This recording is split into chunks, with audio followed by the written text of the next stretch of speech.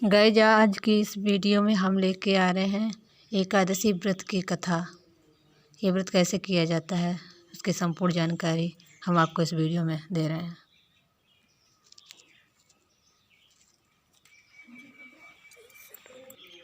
तो सबसे पहले मैंने भगवान को नहला लिया।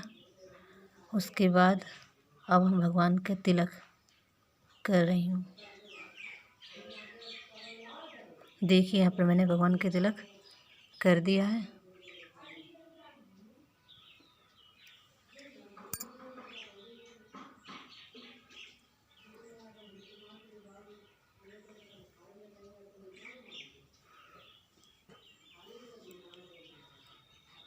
अब हम यहाँ पे भगवान को एक पुष्प अर्पित कर रही हूँ।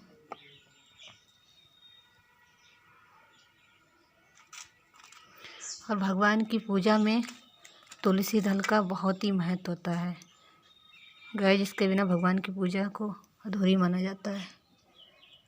ये मैंने तुलसी दल भगवान पे चढ़ा दिया है।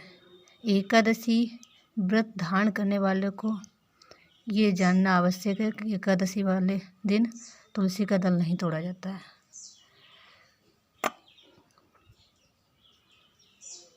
पहले से ही अगर जो आपके पास पेड़ के नीचे तुलसी का पत्ता पड़ा है तो वही भगवान को अर्पित करते हैं।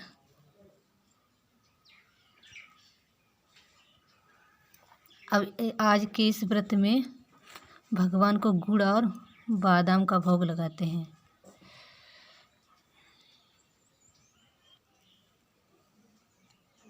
ये भगवान को मैंने दीपक दिखा दिया है। तो एकादशी व्रत करने वाले को एक दिन दशमी के दिन पहले ही लहसुन प्याज आदि का त्याग कर देना चाहिए और उस दिन चावल भी नहीं खाना चाहिए। एकादशी व्रत करने वाले को सुबह ब्रह्म मुहूर्त में उठकर स्नान आदि से निवृत्त होकर भगवान के समक्ष जाना चाहिए और इस दिन सुबह भगवान का ही ध्यान करना चाहिए। चुगली इत्यादि बातों से दूर रहें। आज हमारी इस एकादशी का नाम है उत्पत्ति एकादशी। तो कथा को स्टार्ट करती हूँ।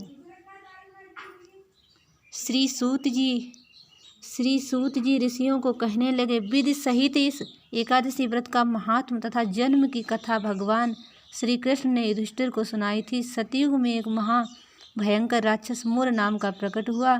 उसने अपनी शक्ति से देवताओं को विजय किया और अमरावती पुरी से नीचे गिरा दिया। बेचारे मृत्युलोक की गुफाओं में निवास करने लगे और कैलाशपति की शरण में जाकर दैत्य के अत्याचारों को तथा अपने महान दुख का वर्णन किया। शंकर जी कहने लगे, आप भगवान विष्णु की शरण में जाइए।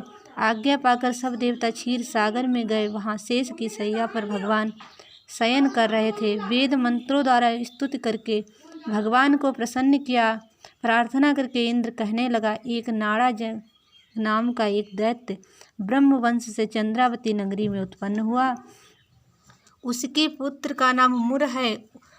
उस मुर दैत्य ने हमें स्वर्ग से निकाल दिया। आप ही सूर्य बनकर जल का आकर्षण करता है। आप ही मेघ बनकर जल बरसाता है। भूलोक के बड़े बड़े कर्मचारी देवता सब उसके शरणार्थी बन चुके हैं। अतः आप उस बलशाली दैत्य को मारकर हमारा दुख दूर कीजिए। भगवान बोले, हे देवताओं, मैं तुम्हारे शत्रु का शीघ्र ही संहार करूँगा। आप निश्चित होकर चंद्रावती नगरी पर चढ़ाई करो।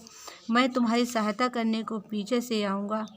आज्ञा मानकर देवता लोग वहाँ आए जहाँ युद्ध भूमि में मुर दैत्य गरज रहा था। युद्ध प्रारंभ हुआ, परंतु मुर के सामने देवता घड़ी भर न ठहर सके। भगवान विष्णु भी आ पहुँचे। सुदर्शन चक्र को आज्ञा दी, शत्रुओं का संहार करो, शत्रुओं का संहार करो।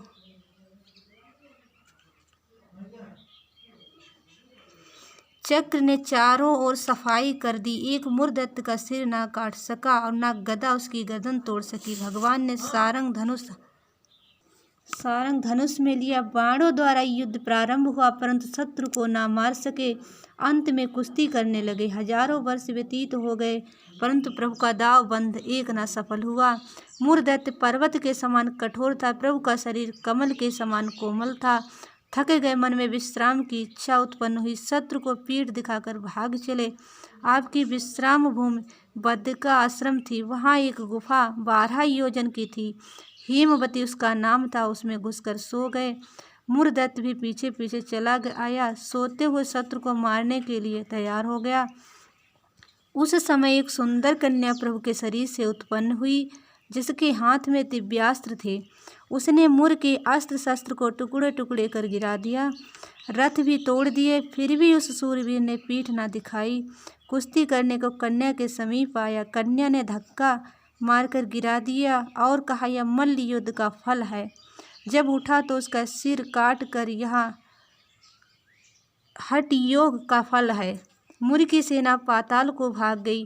भगवान निद्रा से जागे तो कन्या बोली, यह दैत्य आपको मारने की इच्छा करके आया था, मैंने आपके शरीर से उत्पन्न होकर इसका वध किया।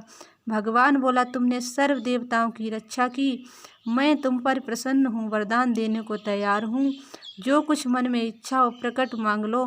कन्या बोली, जो मनुष्य मेरा व्रत करे उनके घर में दूध पुत्र धन का विकास रहे, अंत में आपके लोक को प्राप्त करे।